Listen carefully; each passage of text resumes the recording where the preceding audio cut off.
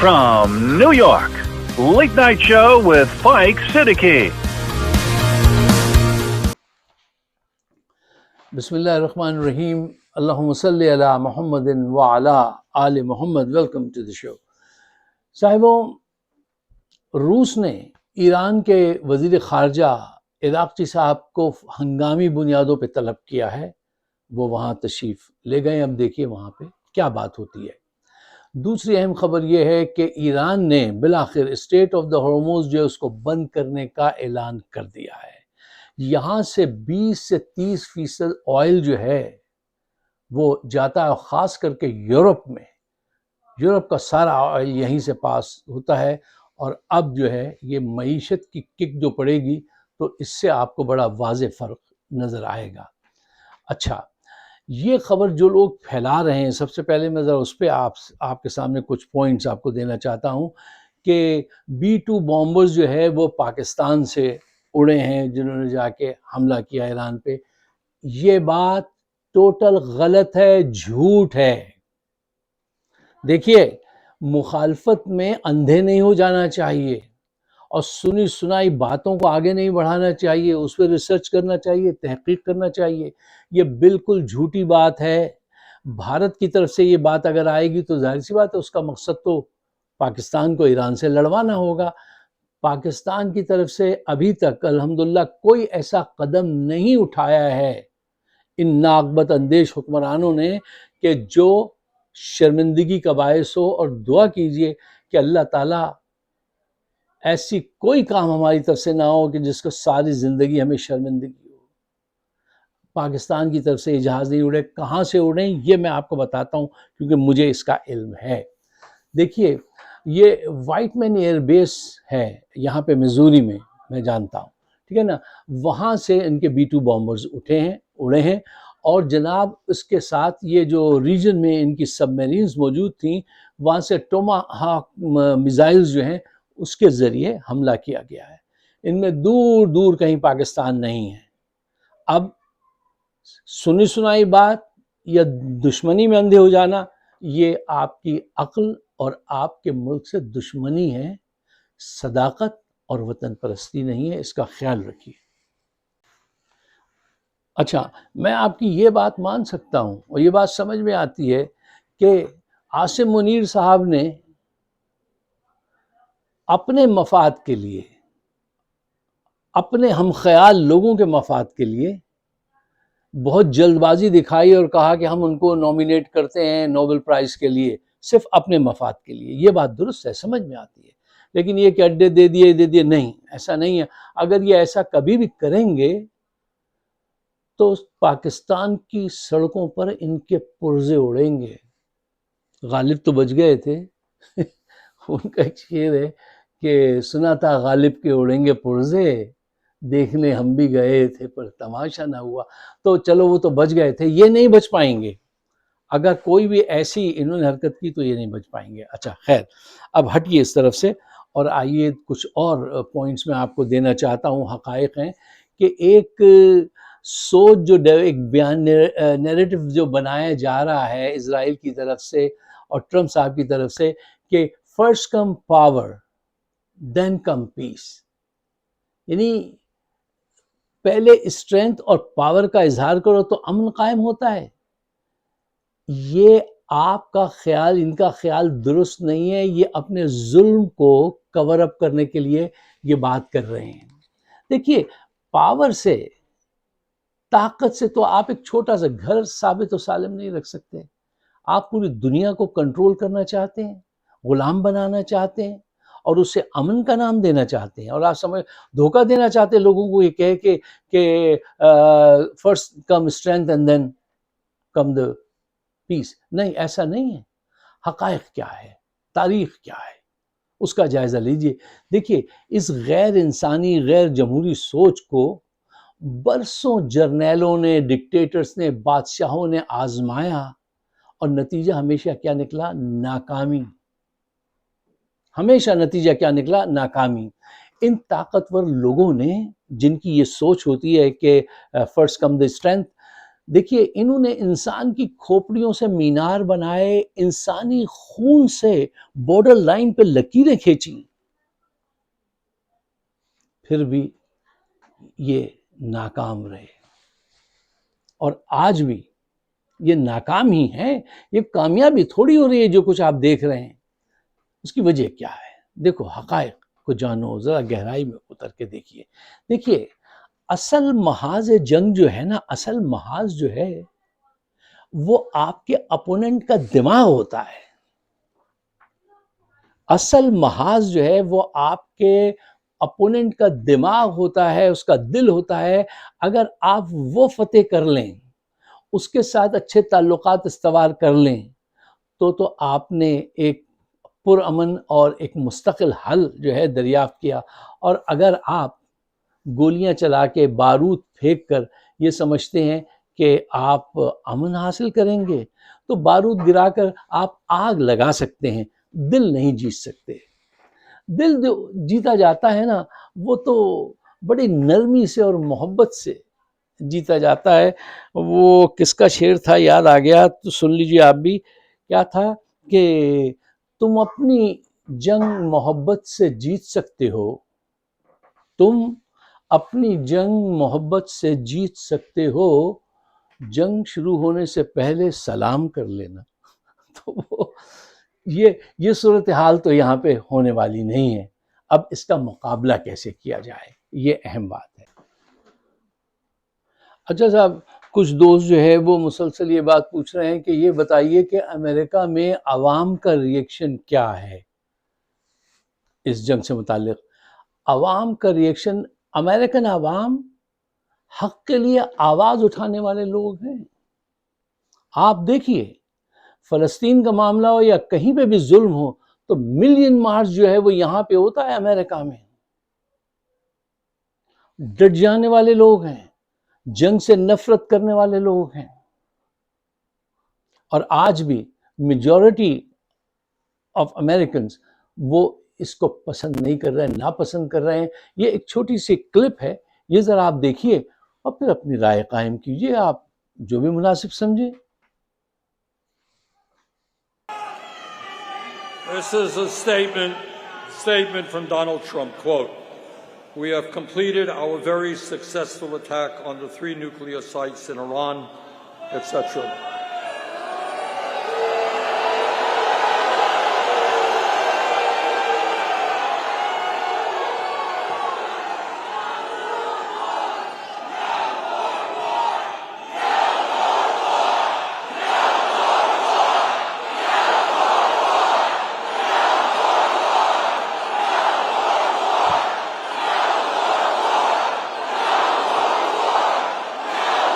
I agree.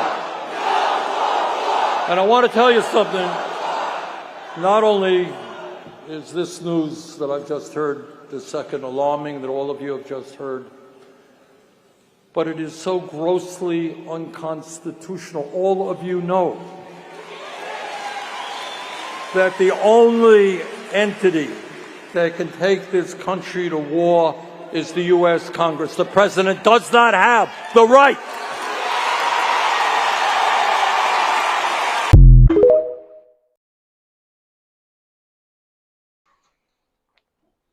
آپ نے دیکھا کس شدت سے، کس قوت سے لوگ چیخ رہے ہیں کہ نو مور وار، امن چاہیے، نفرت نہیں چاہیے، جنگ نہیں چاہیے۔ یہ امریکن فیلنگز ہیں جو میں نے آپ کے سامنے پیش کی۔ دیکھو حقیقت یہ ہے کہ طاقت اور خوف کے ذریعے آپ ٹیمپریری طور پہ امن قائم نظر آ سکتا ہے، کر سکتے ہیں، لیکن پرماننٹ امن جو ہے، پیس جو ہے، وہ انصاف اور سچ کے ذریعے ہی قائم ہوتا ہے۔ تاریخ اٹھا کر دیکھ لیجئے ظالم قوتیں کیسے برباد ہوئیں۔ دیکھیے دل جیتنے کے ساتھ ہی امن قائم ہوتا ہے، بارود سے امن قائم نہیں ہوتا۔ جو دل جیتتا ہے وہ تاریخ میں زندہ رہتا ہے، صلاح الدین ایوبی بن کر۔ اور باقی ظالم جو ہے وہ ہم نے وردی میں دیکھے ہیں بہت سارے، وہ آئے بھی اور چلے بھی گئے۔ اور ہمیشہ تاریخ کے سیاہ باب میں ان کا ذکر ہے۔ اب اسرائیل اور بھارت کو یہ بات سمجھنی چاہیے کہ تم اپنے اسلحے کی بنیاد پر زمین چھین سکتے ہو کسی کی، لیکن اس کا دل نہیں جیت سکتے۔ محبت تمہارے حصے میں نہیں آئے گی، امن تم قائم نہیں کر سکتے ظلم و تشدد کے ذریعے۔ ظلم بھی ہو اور امن بھی ہو، کیا ممکن ہے؟ تم ہی کو، کسی کمزور کو، مجبور کو تم دبا سکتے ہو، سچ کو نہیں دبا سکتے تم۔ مجبور کو دبا سکتے ہو، اس کے سچ کو تم نہیں دبا سکتے۔ اور یہ فوجی بوٹوں کے ساتھ بڑھتے ہوئے قدم جو ہیں، یہ تاثر دینے کی کوشش کر رہے ہیں کہ فرسٹ کم دا اسٹرینتھ دین کم دا پیس۔ یہ دھوکہ دہی آج کے دور میں مت کیجیے۔ امن تو ویسے آتا ہے جب آسانی سے چپکے سے دل میں گھر کر جاتا ہے۔ امن اس طریقے سے آتا ہے، فوجی بوٹوں اور یونیفارم کے ذریعے امن نہیں آتا۔ بربادی آتے دیکھیے، امن آتے نہیں دیکھا۔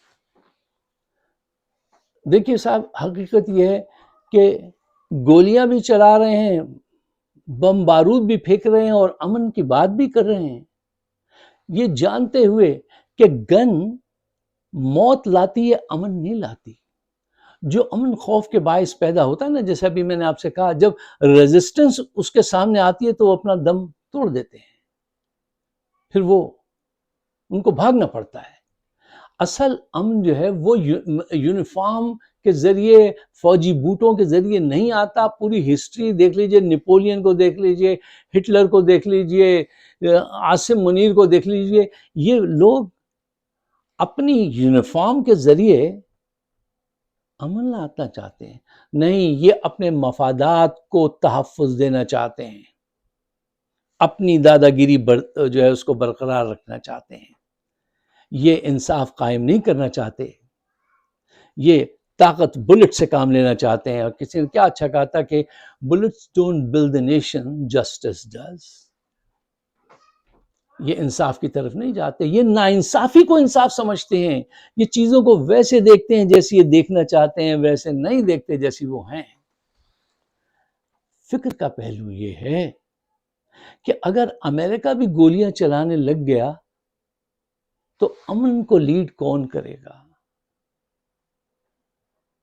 ایک پاکستانی امریکن کی حیثیت سے میرا یہ بڑا کنسرن ہے، میری سوچ ہے کہ اگر امریکہ یہ کام کرنے لگ گیا کہ ظالموں کے ساتھ مل کے گولیاں چلائے، 6 مرتبہ ویٹو کیا ہے غزہ کے جنگ بندی کو ہم نے، پھر اس کو لائسنس دے دیا کہ جاؤ ہاسپٹلز پہ حملے کرو، بچوں کو بھوکا مار دو، کیا ستم نہیں ڈھائے۔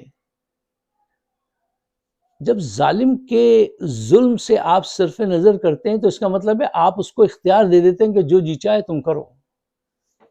اور ایسے بزدل کے ابھی سڑکوں پہ دوڑتے نظر آ رہے تھے، اور بزدل صرف اس وقت چیختا ہے اور آپ کو دھمکی دیتا ہے اور گولی چلاتا ہے جب بزدل کو یہ یقین ہو کہ اس کے پیچھے کوئی طاقتور کھڑا ہے، ورنہ وہ نہیں ہوتا۔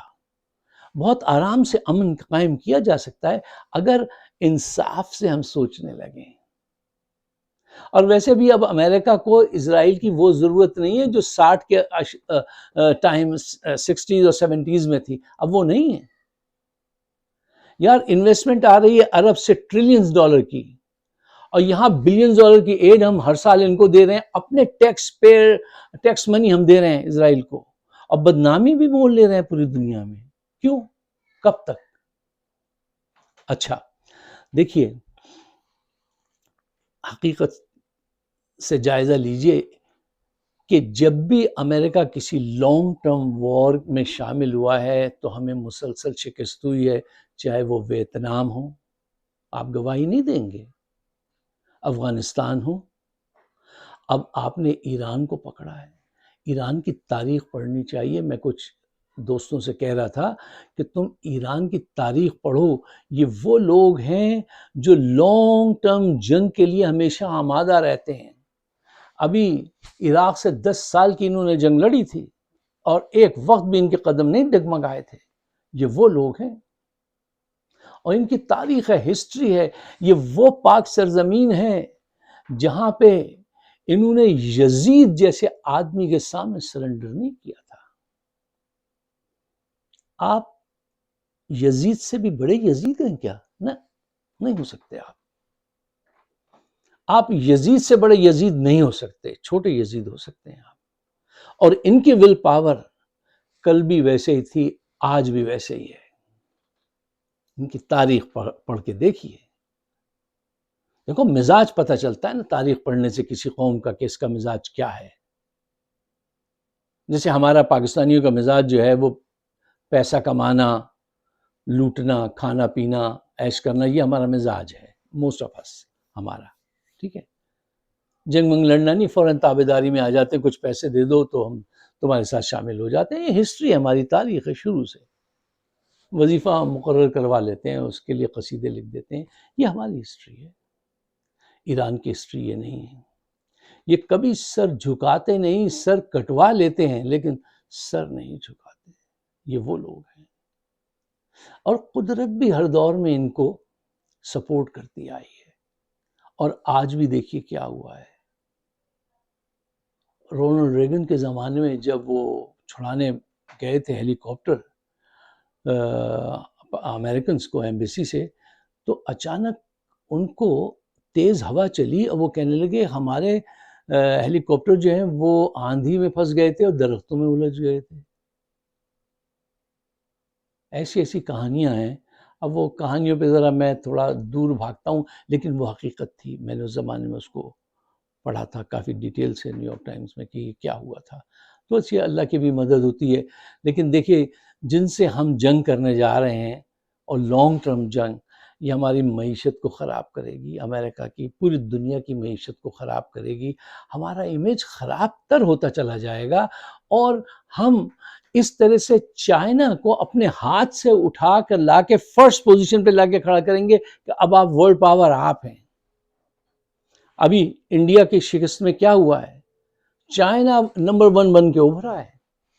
اب پھر وہ نمبر 1 بن کے نہ ابھرے. اور یہ ہماری غلطی ہے کہ ہم نے ایسے اٹیک کیا.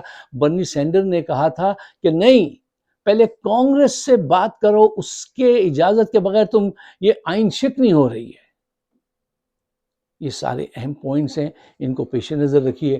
اگر آپ میری بات سے اتفاق کرتے ہیں تو براہ مہربانی اس کو شیئر کیجئے گا، مجھے اپنے خیالات سے نوازیے گا. ہمارے ارد گرد انہوں نے جو وال لگا رکھی ہے یار، وہ ہماری ریچ کو بہت کم کر دیتے ہیں. تو آپ ذرا اپنا کردار ادا کیجئے. اگر چینل سبسکرائب نہیں کیا تو کر لیجئے، اور شیئر ضرور کیجئے. اپنی رائے سے ضرور نوازیے. آپ سب کا بہت بہت شکریہ.